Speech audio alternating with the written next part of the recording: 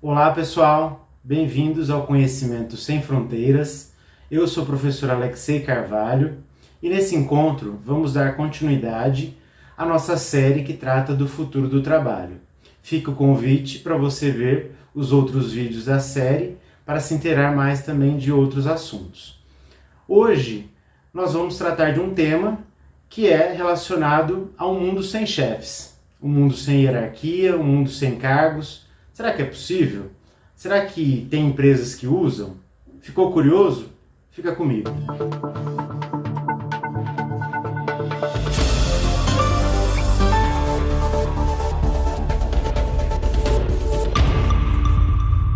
Bom, pessoal, esse mundo sem chefes é um mundo que prega a holacracia.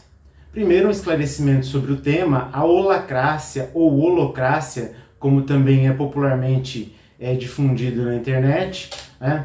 É um modelo de gestão que foi criado nos Estados Unidos por Brian Robertson.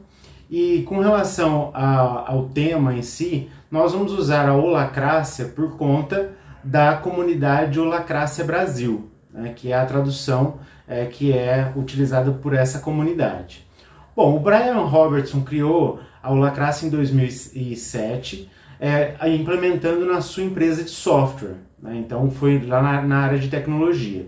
Ele se baseou nas ideias do Arthur Koestler, que a holacracia se estabeleceria em relação dos holons. É daí que vem o termo, né, holacracia, que são ao mesmo tempo parte e todo, representados por círculos. Então, daqui a pouco eu vou falar um pouquinho mais disso, né, mas a ideia é que esses círculos são partes autônomas ao mesmo tempo. Por isso é que eles decidem, eles se autogerem, né? Então, esse é o princípio básico da holacracia. E de acordo com essa proposta, não há uma hierarquia, na verdade, há uma estrutura de poder distribuída, né? Então, há uma distribuição de autoridade. Nesse modelo, há uma diferença do modelo tradicional. Você não tem, então, uma hierarquia rígida onde o poder sai de uma instância superior e vai até a instância inferior. Não. Você tem, então, esses holons organizados para atingir os objetivos, né, e cumprir os seus papéis. Como que funciona na prática, né, a holacracia? A holacracia, basicamente, ela se organiza, como eu comentei, né, nesses círculos, né? Esses círculos, eles são, na verdade, para resolver, né, propósitos ou para fazer algo, né? Então, cada círculo tem um propósito.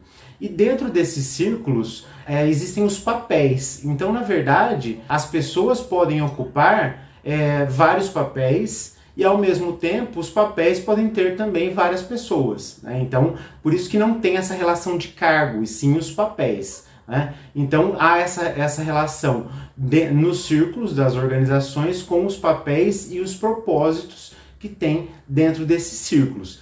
E nesses círculos, as decisões são tomadas sempre entre todos, né? Existem, sim, papéis de elos que fazem, inclusive, a interligação com os outros círculos, né, para reduzir a tensão dentro do círculo. Inclusive, esse é um ponto que o próprio autor, né, coloca que esse modelo seria uma máquina de moer tensões. Por quê? Porque você não tem aquela tensão da hierarquia, né? Então, por isso que ele seria, então, mais produtivo, seria mais útil e poderia promover a melhoria contínua.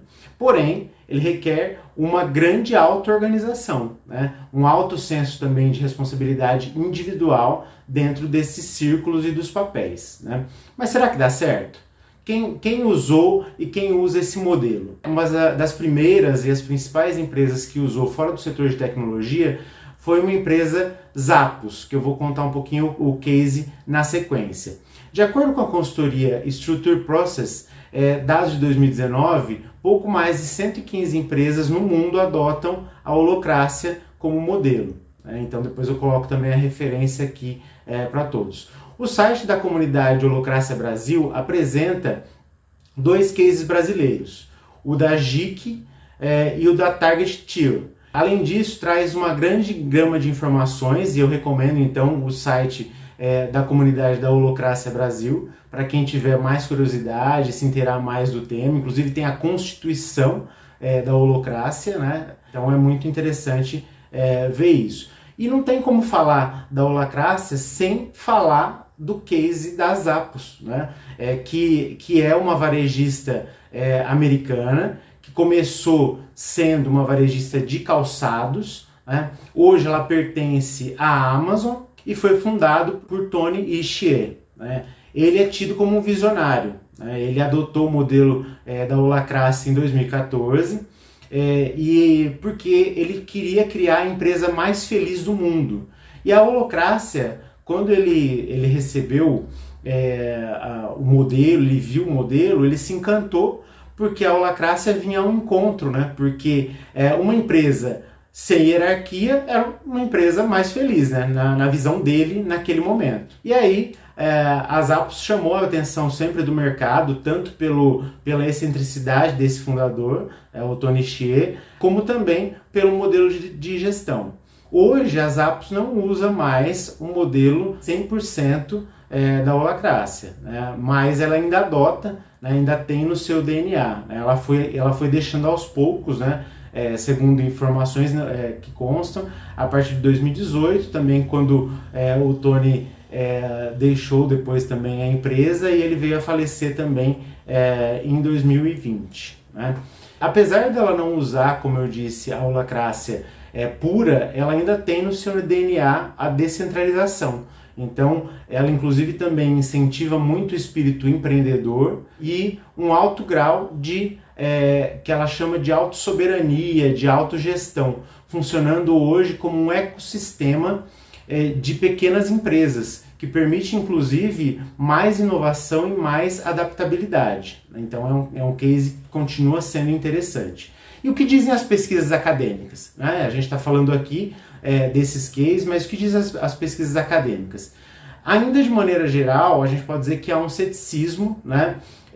De certa forma, inclusive, às vezes desqualificando a Holacracia como um modelo utópico, né? Mas, diante de vários papers, de várias pesquisas que existem, eu destaco aqui 2 papers, que depois eu coloco também aqui nas referências.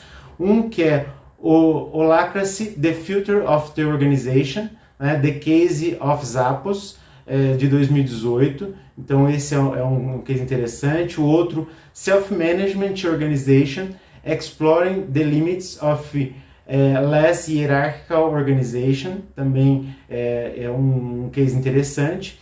Mas o que me chamou a atenção, principalmente nesses papers que eu pude analisar com mais detalhes, a conclusão que eles têm, inclusive, relativamente próxima, é que, primeiro, a estrutura por si só não é suficiente, né, para produzir uma mudança organizacional. Né? Então, como a Holacracia ela cria esse modelo de estrutura, né, em que os papers ainda colocam que só a estrutura ainda não é o suficiente. Outro ponto, valores culturais sólidos são tão valiosos quanto a estrutura para impulsionar e reter talentos, né? Para impulsionar crescimento e reter talentos.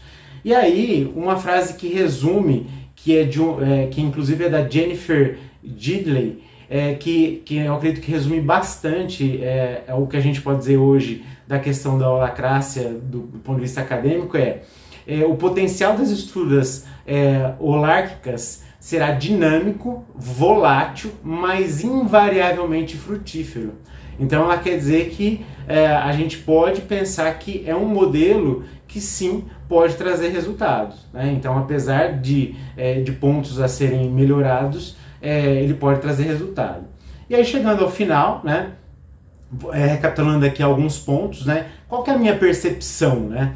A minha percepção, falando aí da nossa série aqui de futuro do trabalho, e como eu já comentei, não há um modelo perfeito, né? E a dinâmica cada vez mais exige flexibilidade e adaptabilidade. Nesse ponto, a Holacracia vem ao encontro desse modelo flexível e adaptável. Né? Então ele pode auxiliar muito nisso. Agora, um ponto que eu destaco que é um ponto de atenção desse modelo, que isso também está em alguns papers, é que O que causa mais prejuízo numa organização? Uma estrutura hierárquica explícita, que está lá, quem manda, quem é o cargo, etc., ou implícita, porque na holacracia essa é uma disfunção. Acaba havendo uma estrutura hierárquica implícita, e isso, quem quiser pesquisar mais, pode também tratar desse assunto, né? E acredito que desenvolver a cultura interna é tão importante sim quanto a estrutura, como os papers colocam, porque é a cultura que vai fazer a estrutura operar. E por fim, acredito que nós vamos ouvir ainda falar muito da holacracia, né, ou holocracia, né, que eu mesmo ao longo aí já troquei aí os termos e os nomes. A gente vai ouvir muito falar ainda disso e teremos modelos semelhantes no futuro. Em outro momento eu posso abordar mais também diferenças e semelhanças da holacracia e de modelos ágeis. Ela não se enquadra totalmente como as metodologias ágeis, mas ela tem sim, guarda semelhanças, mas guarda também diferenças.